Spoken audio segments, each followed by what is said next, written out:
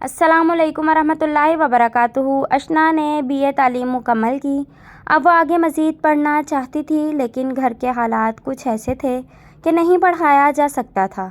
अशना 3 बहनें 3 भाई थे। बाप दुनिया से चल बसा था, माँ हयात थी। अशना की ज़िंदगी बेहद हसीन व जमील लड़की। अल्लाह पाक ने बेपनाह खूबसूरत बनाया था। गोरा सा रंग था, बड़ी बड़ी आँखें, खूब सीरत भी थी। भाई बड़े थे, सबकी शादी हो चुकी थी, बहनों की भी शादी हो चुकी थी। अब बस अशना रह गई थी। अशना घर में फारिग थी तो सोचा क्यों ना कुरान मजीद का तर्जुमा पढ़ लिया जाए मदरसा जाकर। अम्मी से इजाज़त ली तो माँ ने कहा ठीक है बेटी, कर लो। अशना बहुत खुश थी। वो मदरसे जाने लगी और उसने 6 माह में मुकम्मल तर्जुमा तफसीर कर लिया। अब अशना बाहिजाबा पर्दा रहने लगी थी। फिर कुछ यूँ हुआ, अशना का दिल किसी के लिए धड़कने लगा। वह मोहल्ले का लड़का था जिसका नाम साहिल था। साहिल कोई पढ़ा लिखा या कोई अच्छी जॉब नहीं करता था। न जाने क्यों अशना को साहिल अच्छा लगने लगा। दोनों पहले तो निगाहों से मुलाकातें करने लगे। कभी अशना ने दरवाजे पे खड़े होना और गली से गुजरते हुए साहिल ने देख लेना, और कभी छत पे खड़े इशारों से बातें करना। रफ्ता रफ्ता वो करीब आते गए। मोहब्बत का दिया रोशनाई देने लगा। दिल में खुशबुएं मोहब्बत महकने लगी। फिर पहली बार चांद रात, ईद से 1 रात पहले, साहिल हाथ में चूड़ियाँ लिए अशना को बुला रहा था। अशना दबे पाँव दरवाजे पर आई। साहिल ने जल्दी से अशना का हाथ पकड़ा और हाथ पे एक बोसा किया। दिल ज़ोर ज़ोर से धड़कने लगा। अशना ने गिफ्ट लिया और कहा अब जाओ, और हाँ, ये मेरा फ़ोन नंबर। ठीक है, साहिल मुस्कुराते हुए चला गया। ईद के दिन अशना सज संवर कर, चूड़ियों की खूबसूरती, पायल की छनकार, गली से गुजर कर अपने चाचू के घर जा रही थी। साहिल सामने खड़ा देख रहा था। आशिक जब महबूब को देखे तो वो ज़माने को भूल जाता है और महबूब की आंखों में फ़ना हो जाता है। मोहब्बत आहिस्ता आहिस्ता सफ़र तय करने लगी। दोनों में मोहब्बत शिद्दत इख्तियार करती गई। साहिल ने वादा किया, मेरी जान, हम ज़रूर शादी करेंगे, चाहे कुछ भी हो जाए। लेकिन अभी साहिल कोई काम तो करता ना था। अशना प्यार से बोली, साहिल, मेरी अम्मी मेरे लिए रिश्ते देख रही हैं, तुम अब कुछ करो, अपने घर बात करो। साहिल मुस्कुराकर बोला, तुम्हारी अम्मी को देखने दो रिश्ता, मैं करूँगा बात अपनी अम्मी से। अशना, मेरी जान, जानती हो तुमको खोकर मैं किसी खौफनाक खंडर की मानिंद आसेबज़दा हो जाऊँगा, जिसको देखकर लोग खौफ खाएंगे और मुझे ज़माना इश्क ज़दा कहकर फ़ना कर देगा। अशना, मैं अब तुम्हारे साथ रहना चाहता हूँ, तुम्हारे साथ जीना चाहता हूँ और तुम्हारे साथ मरना चाहता हूँ। मुझे अशना की आँख से आंसू छलका। साहिल, तुमको क्या लगता है इश्क की आग क्या तुम्हारे ही सीने में जल रही है? याद रखना साहिल, अगर तुमने मुझे ना अपनाया ना, तो मैं ख़ुद को इतना दर्द दूंगी कि तुम मेरे अंजाम पे रोने लगोगे। साहिल मुस्कुराया, क्या कह रही हो पागल, बहकी बहकी बातें ना किया करो, कभी कभी तो कसम से मुझे तुमसे डर लगता है। अशना हंसने लगी, नहीं साहिल, बात डर की नहीं है, मोहब्बत की है, जो मैं तुमसे बेपनाह करती हूँ। तुम्हारे ख्वाबों में जीने लगी हूँ, तुम्हारी हर बात मेरी सर आँखों में है। तुम कहो अशना बाज़ार की तवाइफ बन जाऊँ तो बन जाओगी, तुम कहो अशना मेरे घर की इज्जत बन जाओ तो बन जाऊंगी, लेकिन शर्त यह है कि तुम्हारा हाथ मेरे हाथ में रहे। मैं नफसियाती नहीं हूँ साहिल, मैं बावफा लड़की हूँ। मोहब्बत अरूज पे थी। साहिल ने अपने घर बात की। चूँकि अशना बहुत प्यारी थी, पढ़ी लिखी भी थी, साहिल के घर वालों को कोई एतराज़ न था। कुछ दिन गुजरे। साहिल के अम्मी अबू अशना के घर आए। अशना की माँ से रिश्ते की बात की तो माँ ने कहा, आपका बेटा कोई काम धंधा करता नहीं और मैं तो अपनी बेटी के लिए कोई 4 पैसे कमाने वाला लड़का ढूंढूंगी। सो अशना की माँ ने साफ इनकार कर दिया। जब साहिल को पता चला तो तड़पने लगा। अब दिल चाह रहा था अशना को भगा कर ले जाए, लेकिन घर में अपनी जवान बहन की जानिब देखता और खामोश हो जाता। मैं अशना को ले जाऊँ और कोई मेरी बहन के साथ ना ऐसा करे। अब दोनों रो रहे थे। क्या करें, साहिल ने मुस्कुरा कर कहा, मेरी जान, मैं दुबई चला जाता हूँ, तुम्हारी अम्मी से बात कर लेते हैं, 2 साल में ख़ुद को सेटल कर लूँगा। अशना की अम्मी से बात की तो फ़ैसला यह हुआ, साहिल दुबई चला जाए, जब 4 पैसे कमाने लग जाए तो हम दोनों की शादी कर देंगे। साहिल को गया भी 8 माह हुए थे। साहिल की वहाँ किसी के साथ लड़ाई हो गई। वहाँ की पुलिस ने साहिल को जेल में डाल दिया। इधर अशना की माँ को एक रिश्ता किसी ने बताया। लड़का प्रॉपर्टी डीलर था, अपना घर, गाड़ी, बैंक बैलेंस सब कुछ था। हाँ, बस अशना से कोई 10 साल बड़ा था। माँ ने इस रिश्ते की बात चलाई। इस लड़के का नाम तौहीद था। तौहीद से मुलाकात हुई। तौहीद ने बताया उसके माँ बाप नहीं हैं, एक बहन है, वो भी कराची रहती है अपने बच्चों के साथ। तौहीद का घर देखा, महलनुमा घर था। तो अदद कारें भी खड़ी थी। अशना की माँ को तौहीद बहुत पसंद आया। अशना से बात की तो अशना ने साफ इनकार कर दिया, मैं मर सकती हूँ लेकिन साहिल के अलावा किसी से शादी नहीं करूँगी। माँ ने अशना को मजबूर किया शादी के लिए। अशना को अपनी कसम दी, तौहीद से शादी करो। अशना रोती चीखती रही। इधर साहिल का नंबर बंद था। क्या करती, किसको बताती? भाई जो पूछते ना था, माँ ने सामने कोई बोलता ना था। माँ ने खुदकुशी की कोशिश की, अगर शादी ना की तुमने तौहीद से तो मैं खुद को आग लगाकर जला दूंगी। अशना बेबस हो गई। ज़बरदस्ती तौहीद से शादी करवा दी। चिख चिख कर रोने लगी।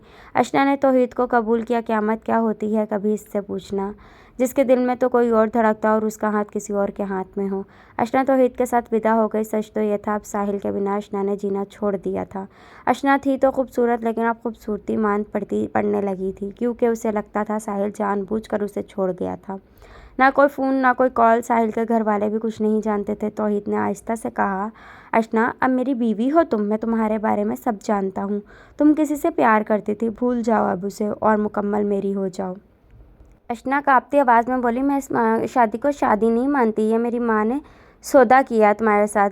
तौहीद ने कहा, ना तो कोई किसी ने कोई सौदा किया और ना कोई ज़बरदस्ती हुई है। ये देखो, ये घर तुम्हारा है, तुम इसकी मालकिन हो, मेरा सब कुछ अब तुम्हारा है। अशना रोते हुए बोली, तौहीद मुझे तलाक दे दो, मैं तुम्हारे साथ नहीं रहना चाहती। इस बार तौहीद को गुस्सा आया। उसने अशना के मुँह पे थप्पड़ मार दिया। कुत्ते की तरह भौंकना बंद करो, आज के बाद मैं तुम्हारे मुँह से ऐसी कोई बकवास ना सुनूं। अशना रोने लगी, मेरी अम्मी ने बहुत गलत किया मेरे साथ, मुझे जिंदा लाश बना दिया है। थोड़ी देर बाद तौहीद पास आया।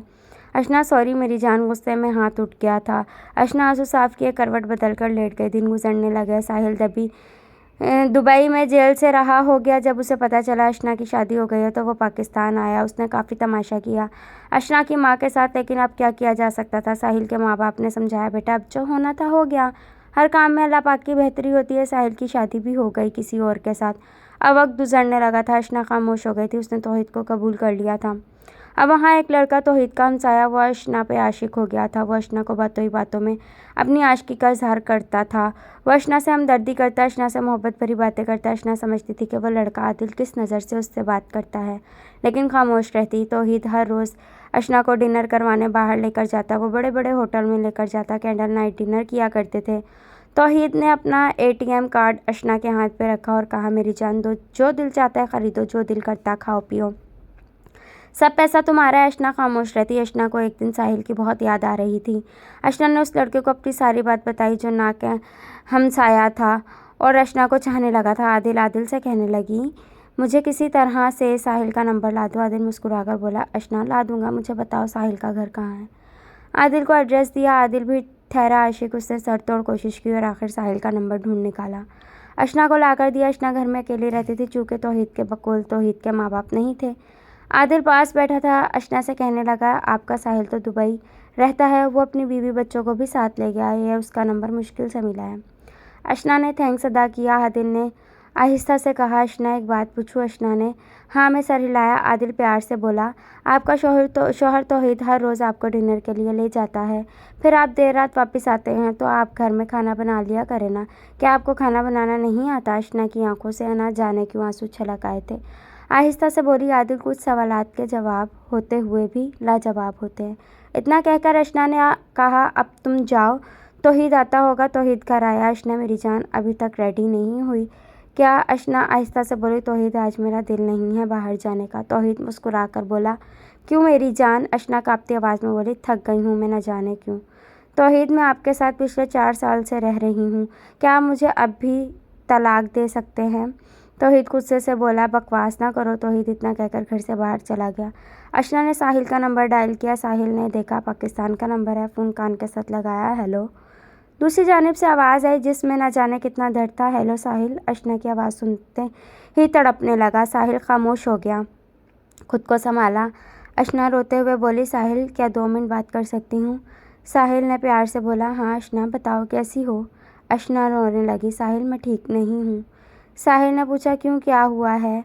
अशना चीख कर रोने लगी, मैं बिखर चुकी हूँ साहिल, मुझ पे जुल्म ढाए जा रहे हैं, मुझे बचा लो आकर। साहिल मैं कैसे बताऊँ मैं किस दर्द से गुजर रही हूँ?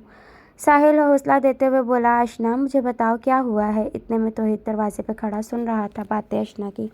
जल्दी से दरवाज़ा खोला। अशना के हाथ से मोबाइल पकड़ा और दीवार के साथ दे मारा। कुत्ती कमीनी, किस आशिक से बात कर रही हो? तौहीद ने अशना को कहा।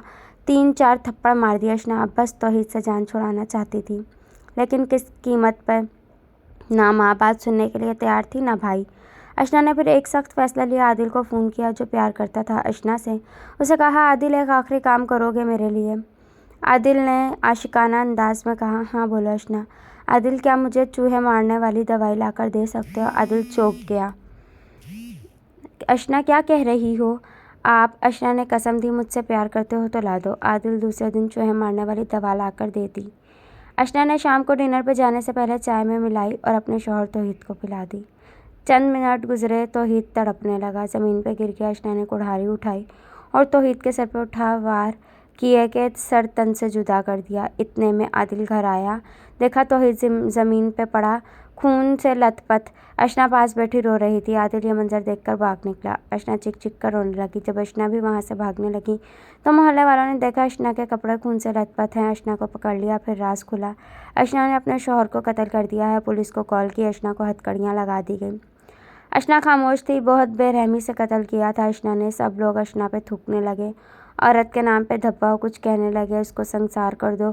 कुछ ने कहा, इस जालिम औरत को चुराहे पे सूली चढ़ा दो। किसी ने गाली दी। अशना को थाने ले गए। अशना ने अपना जुर्म कबूल कर लिया। फिर एक न्यूज़ चैनल का रिपोर्टर आया। उसने माइक पकड़ा। अशना से पूछा, कितनी बदबख्त लड़की हो तुम। अपना हुस्न देखो और अपना जुल्म देखो। सुना है तुम्हारा एक आशिक दुबई में है और एक हमसाया था आदिल, उसके साथ भी गलत ताल्लुकात थे तुम्हारे। तुम कितनी गंदी औरत हो। तुम क्यों कत्ल किया अपने शौहर का? अशना आहिस्ता से बोली, बस मैं इसके साथ नहीं रहना चाहती। सहाफ़ी ने पूछा, तो तलाक ले लेती? अशना धीमे लहजे में बोली, नहीं देता था तलाक। सहाफ़ी चिल्लाकर बोला, क्या तुमको शर्म नहीं आई? अपने इस आशिकों के लिए तुमने अपने शौहर को कत्ल कर दिया। अशना खामोश हो गई और कहने लगी, मैं बदकिरदार औरत नहीं हूँ, मेरा अल्लाह जानता है मैं क्या हूँ। सहाफ़ी ने काफ़ी बुरा भला कहा अशना को। फिर कहने लगा, तुमको पता है तुमको सज़ाए मौत होगी इस बार। अशना मुस्कुराने लगी। अल्हम्दुलिल्लाह, जैसे चेहरे पे एक सुकून आ गया। बाहर देखने सुनने वाले अशना को गालियां दे रहा था और फिर अदालत ने अशना को उम्र कैद की सज़ा सुनाई। एक लड़का उस लड़की की वीडियो देख रहा था। मुझे इसकी आंखों में एक दर्द दिखाई दे रहा था। उसका दिल नहीं मान रहा था ये लड़की बदकिरदार होगी। ज़रूर कुछ ना कुछ ऐसा है जो उसने अपने दिल में छुपा रखा है। वो हर मुमकिन कोशिश की उसे तलाश करूं। वो किस जेल में, उसने उसकी सारी डिटेल ली। आखिर 2 माह बाद मुझे उसका एड्रेस मिल गया। वो जेल जा पहुंचा। पुलिस को अपना तारुफ दिया और सिर्फ 20 मिनट के लिए उस लड़की से मिलना चाहा। पहले तो अशना से मिलना नहीं चाहती थी, फिर बहुत कोशिश के बाद उसने हाँ की। जब जेल में गया, देखा नूरानी चेहरा, मासूम सी लड़की, नाजुक सी मुसल्ले पे बैठी असर की नमाज़ पढ़ रही थी। वो इंतज़ार करने लगा। जब नमाज से फारिग हुई तो उसे मुलाकात रूम में लाया गया। उसको हथकड़ियाँ लगी हुई थीं। उसने पुलिस वाले से कहा, इसकी हथकड़ी खोल दें। अशना उसे देख रही थी। फिर आहिस्ता से बोली, आप कौन? मैंने कुर्सी पर बैठने का कहा। फिर अशना सर पे प्यार से हाथ फेरा और बताया, उसे अपने बारे में सब बताया। अशना की आंखों में देखते हुए पूछा, अशना, मेरा दिल नहीं मानता तुम बदकिरदार लड़की हो। मुझे वो राज बताओ जो दिल में छुपाए जी रही हो। अशना की आंखों से आंसू छलक गए। आहिस्ता से बोली, भाई आप क्या करेंगे जानकर? मैंने प्यार से कहा, शायद किसी और की ज़िंदगी बचा सकें। अशना ज़ोर ज़ोर से रोने लगी। पुलिस कांस्टेबल भी पास खड़ी थी। वो शायद उससे डर रही थी। मैंने लेडी कांस्टेबल को बाहर जाने की रिक्वेस्ट की। अशना रोते हुए बोली, मैं तौहीद से शादी नहीं करना चाहती थी, लेकिन मेरी माँ ने ज़बरदस्ती शादी कर दी थी। मैं बहुत अच्छा जीना चाहती थी, लेकिन शादी के 10 दिन बाद मुझे पता चला तौहीद अच्छा इंसान नहीं है। वो लड़कियों से जिस्म फरोशी करवाता था। वो दलाल था। वो मुझे हर शाम डिनर के नाम पे ले जाता और मुझसे भी जिस्म फरोशी करवाता था। मैंने कितनी बार वहाँ से भागना चाहा, लेकिन उसके हाथ बहुत दूर तक फैले हुए थे। वो मुझे कत्ल कर देता। इसने मेरी तरह बहुत सी लड़कियों को अपने जाल में फंसाया हुआ था। मैं उसे दलदल से निकलना चाहती थी, लेकिन मैं बेबस थी। तौहीद मुझे 50 लाख में किसी और को बेचने वाला था। मैं क्या करती? मुझे कोई रास्ता दिखाई नहीं दे रहा था। मुझे मजबूर होकर ये कदम उठाना पड़ा। ना माँ ने मेरी खबर ली, ना भाइयों ने, और मैं क्रिमिनल बन गई, मैं कातिल बन गई। मियाँ बीवी का रिश्ता बहुत पाकीज़ा होता है। किस पे यकीन किया जाए? अब कौन से रिश्ते पे खून सफ़ेद हो चुके हैं और लोग दरिंदे। मेरी माँ के एक गलत फैसले ने मुझे उम्र कैद की मुजरिमा बना दिया। मैं किसे गलत कहूँ और किसे अच्छा? इतने में मुलाकात का टाइम ख़त्म हुआ। मैं मासूम से चेहरे की जानिब देखने लगा। वो बेचारी अशना बेगुनाह दफना कर दी गई। मियाँ बीवी का रिश्ता अनमोल होता है। अब ये भी दरिंदा बन गया। किस पे यकीन करे, किस पे भरोसा, किसको अपना कहें, किसको अपनी इज्जत का मुहाफिज समझे। बहुत से तौहीद जो मर्द बनकर न जाने कितनी अशना को